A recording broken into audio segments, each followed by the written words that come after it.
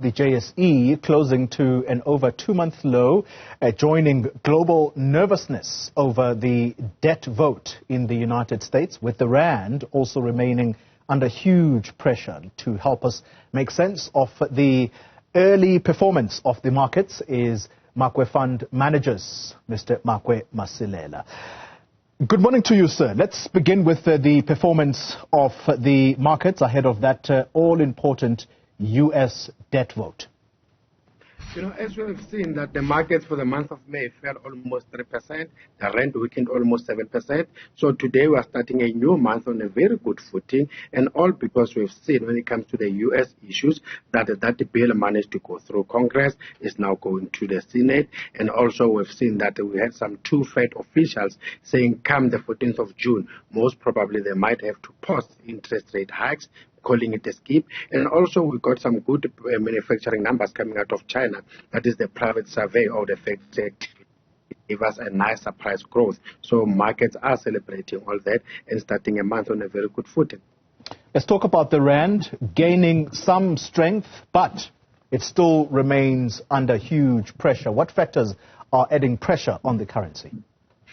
Mainly is our domestic economic factors, which are continuing to drag the rand. And the reason we are saying that, we've seen earlier in the session that the dollar itself was starting to lose a little bit of steam because of the Fed expected to pause when it comes to interest rate hikes.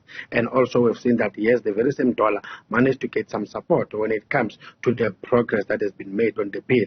But now we see that even when that was happening, the rand continues to fall. And that tells you that even after we've seen that report coming out of S&P yesterday, that they expect our economy, instead of growing by 1.6%, expected to grow by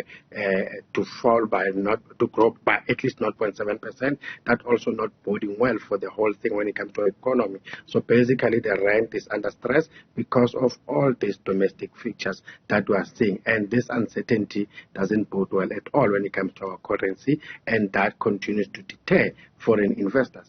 Well, let me piggyback on that. S&P Global, the ratings agency, is saying exactly what you've just said, that the forecast for growth in South Africa for 2023, it's not looking good owing to a power crisis, the cost of living, the impact of all of this, Mr. Makwe.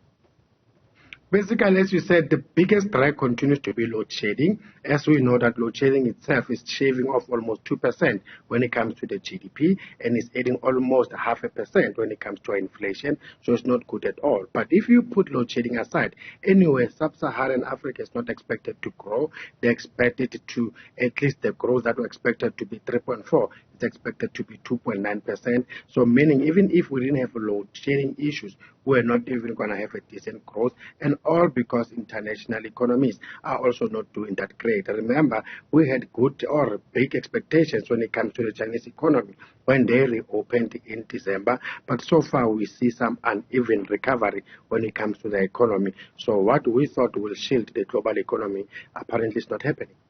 Let's get into company news. SPAR issuing a trading statement for the 6 months, which ended on the 31st of March, increasing its revenue by 7.9%. This is to 72.9 billion rand. That's some positive news, isn't it? Talk us through their results. Yeah, it sounds like positive news, but if you dig deeper, you can see that the guys are continuing to struggle. I think the likes of Checkers are continuing to eat their lunch. Look into their grocery and liquor sales. They dropped because they had challenges when it comes to the implementation of the SAP software, and mainly that was at the KZN distribution center.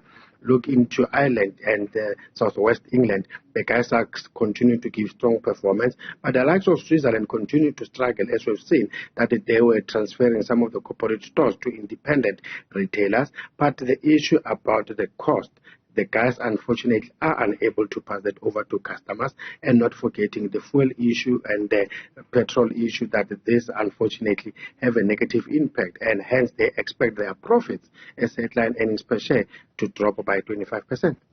Let's conclude with this final question. What motivated the disposal of the ATM hardware and support business of Altron Managed Solutions? You will know exactly what this is about. The guys are trying to raise capital and make sure that they're dealing away with some of the non-core operations. Remember, 2 years back, they also delisted or unbundled Bytes Technology, which was mainly operating in the UK. And yes, this should be a good deal for them because now you have to make sure in an environment where the economy is not doing that good, where interest rates are going up, that you have a strong balance sheet.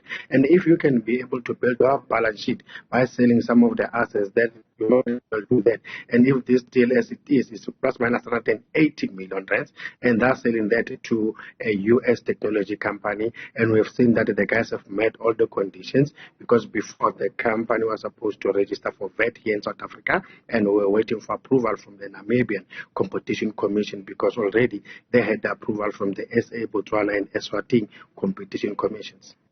Makwe Masilela is Chief Investment Officer at Makwe Fund Managers. Thank you very much for that markets update.